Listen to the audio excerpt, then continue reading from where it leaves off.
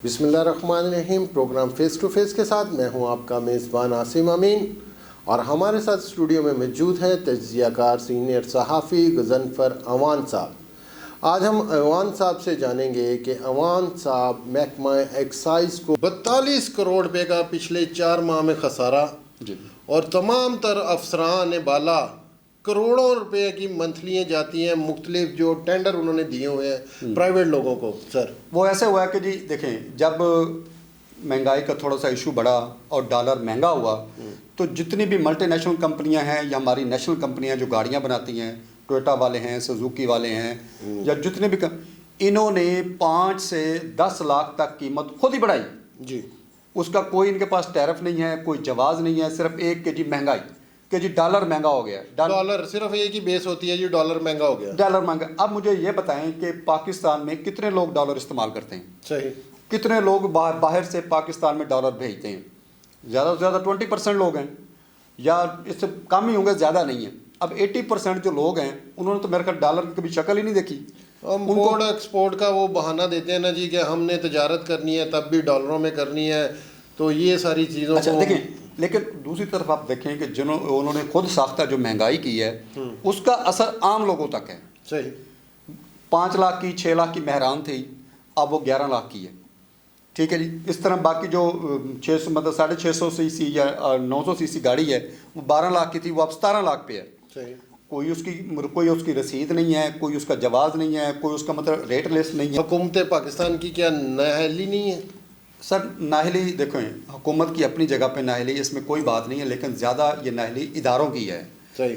Monitor करते हैं इदारे जी। सेक्रेटरी किस लिए बैठा है, सेक्रेटरी एक्साइज किस लिए बैठा है, डीजी एक्साइज क्या कर रहा है? कभी उन्होंने मतलब मोटर्स वालों को बुला के डिस्कस किया है कि ये आपने कीमतें क्यों बढ़ाई हैं? सही। या आप हमें इससे ज़्यादा कोई टैक्स दे रहे हैं? अब मोटर्स वाले क्या कर रहे हैं, अपनी उन्होंने 5 से 10 लाख कीमत बढ़ा ली है, लेकिन जो वो टैक्स पे करते हैं, रजिस्ट्रेशन पे करते हैं, वो वही है। एक्साइज को जो आप खसारे की बात कर रहे हैं, पहली बात तो ये हुई कि महंगाई होने की वजह से गाड़ियां लोगों ने खरीदना कम कर दी। वाज़ेह एक जेन्युइन इशू है कि एक गाड़ी की कीमत डबल हो गई, 50,000 बढ़ जाती, लाख बढ़ जाती, को समझ आती है। 2 गुना बढ़ गई जी। 2 गुना बढ़ गई, यानी कि 6 लाख की मेहरान जो एक आती थी अब वो 12 लाख में एक आ रही है। ठीक है। इसी तरह जब ये लोगों ने इसी तरह उनका रेवेन्यू कम हुआ और लोगों ने खरीदो फरोख्त कम कर दी महंगाई की वजह से। लेकिन दूसरी तरफ एक्साइज ने इस पर कोई काम नहीं किया। सही। कोई उन्होंने किसी के साथ मीटिंग नहीं की, कोई किसी को बुला के नहीं पूछा कि इसको मसाइल का क्या हल है, किस तरह इसको हल करना है। सिर्फ एक वो दावे किए जा रहे हैं। मैंने सेक्रेटरी साहब का इंटरव्यू सुना है, उन्होंने कहा कि जी हम ये टारगेट पूरा कर लेंगे। भाई कहाँ से पूरा कर लेंगे? कहाँ से पूरा होगा? कैसे पूरा कर लेंगे? आपको सरकार की खसारा ही बहुत है तो पूरा कहाँ से होगा? मतलब कहाँ से आप एक लाट खरीदेंगे और लोगों को मुफ्त दे देंगे? मुफ्त गाड़ियाँ मुफ्त ले लें और सिर्फ रजिस्ट्रेशन के पैसे दे दें। हमारा ज़राए के मुताबिक हमारे रिपोर्टर से भी बात हुई, उसने बताया जी जो ट्रांसफ़र, जो मोटरसाइकिल और गाड़ी रोज़ाना की बुनियाद पे 400-500 ट्रांसफ़र होती थी, वो सिर्फ और 100 की तादाद में रह गई है जी। बिल्कुल ऐसी है, 100 की तादाद में 70-80, 500 कहाँ, 70-80 कहाँ। लाहौर में मेरा ख्याल है कि सबसे ज़्यादा जो रजिस्ट्रेशन है जी वो 2000 के करीब गाड़ियों की है जी, और 50,000 से ज़्यादा मोटरसाइकिलों की है, जो मेरे ख्याल 50% कम हो गई है। 50% से भी कम हो गई जी, 50% से भी कम हो गई। अच्छा जी। अवान साहब, जो डीजी एक्साइज आजकल बैठे हैं मकसूदुल हसन साहब जी सर, प्राइवेट जो टीसीएस को उन्होंने टेंडर दिया, जो शोरूमों को उन्होंने टेंडर दिया और जो नंबर प्लेट की मद में टेंडर दिया, उनमें लाखों रुपए की कमीशन आती है सर, कोई पूछने वाला नहीं है। मैं मकसूद साहब के बारे में आपको थोड़ा सा गाइड करता हूँ जी। मैं बड़ा अच्छी तरह उनको जानता हूँ, यकीन करें वो इतना ठंडा मिजाज, मैं अब क्या कहूँ उनके बारे में, मुझे नहीं समझ आती। वो ग्रेड 19 में या ग्रेड 22-20 में हैं, एडिशनल डीजी हैं जी, एडिशनल डीजी 19 में होंगे। वो किस बुनियाद पे डीजी हैं? एडिशनल डीजी किस बुनियाद पे हैं? वो आप जब बोलते हैं तो यकीन करें उनको कान कौन भी नहीं सुनता कि उन्होंने कहा क्या है। सही। क्या वो पॉलिसी करते होंगे, क्या वो डिलीवर करते होंगे? मकसूद साहब की मुझे आज तक नहीं समझ आई। तो जितने बाकी अगर वो कहें कि जी वो निहायत ईमानदार हैं तो ये बात गलत है। सर एक्साइज में ईमानदार वाला तो काम कोई नहीं है, कंसेप्ट ही कोई नहीं है। मकसूद साहब की भी रिप्यूट बिल्कुल मैं आपके सामने डिस्कस करूंगा, कोई अच्छी नहीं है।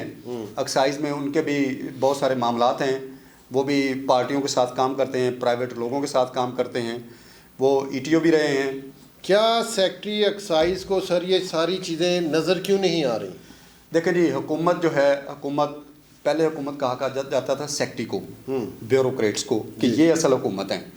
अब हुकूमत जो है, ब्यूरोक्रेट जो है, वो डरे हुए हैं नैब से कि जी अगर हमने किसी बात पे साइन किए, किसी टेंडर पे साइन किए, या 1 करोड़ से ऊपर कोई भी हमने लाइबिलिटी पे की तो हमें नैब भुगतना पड़ेगी।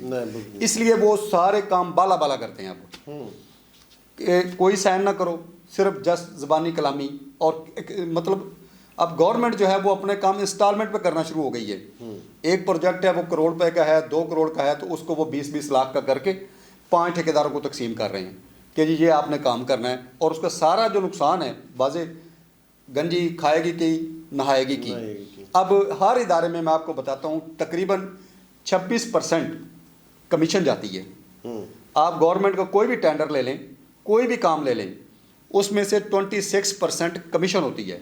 टेंडर से पहले पे करनी है, और सीओ को जानी है, डीजी को जानी है, सेक्रेटरी को जानी है, मुतलका ईटीओ को जानी है, या मुख्तुला जो भी उसका टेंडर क्लर्क है। सही। उसमें हमारे कुछ दोस्त भी शामिल हैं। देखिए, खान साहब का एक ही नारा था कि मैं अदारों को बेहतर करूंगा जी। तो सर ये 1 साल से ज़्यादा का टाइम हो गया है सर, कब बेहतरी आएगी सर? मैं खान साहब से मैं भी गिला करूंगा कि खान साहब आप मिनिस्टर बने, प्राइम मिनिस्टर बने, बहुत लोगों ने आपको वेलकम भी किया, आपने भी बहुत दावे किए, लेकिन काश आप वज़ीर आज़म, डायरेक्ट वज़ीर आज़म बनने से पहले किसी इदारे के मुशीर होते, किसी इदारे के आप स्पेशल सेक्रेटरी, अपना स्पेशल एडवाइज़र बने होते, आप मिनिस्टर बने होते, तो आपको पता होता कि नीचे वाली ब्यूरोक्रेसी क्या कर रही है, एक PC1 कैसे बनता है, वो PC1 कहाँ से किधर होके जाता है, एस्टेब्लिशमेंट कैसे डील करती है, ब्यूरोक्रेट का रवैया क्या है। आपने सिर्फ यूरोप की बातें सुनाई, बाहर के लोगों को बातें सुनाई, सुनाई बातें। प्रैक्टिकल खान साहब के फेल होने का असल वजह यही है कि ब्यूरोक्रेसी ने खान साहब को खिलाया है। ब्यूरोक्रेसी ने अपने हाथ कंडे नहीं दिखाए खान साहब को जी, इसलिए खान साहब रिपोर्ट्स लेने में फेल हो गए।